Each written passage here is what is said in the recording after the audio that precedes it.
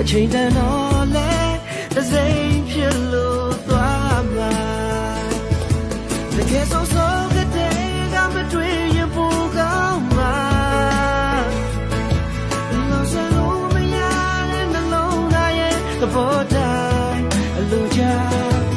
တရားတို့နဲ့လမ်းခွဲကြိုးခိုင်းရဲ့အချစ်တစ်ခုရဲ့တော့မှာ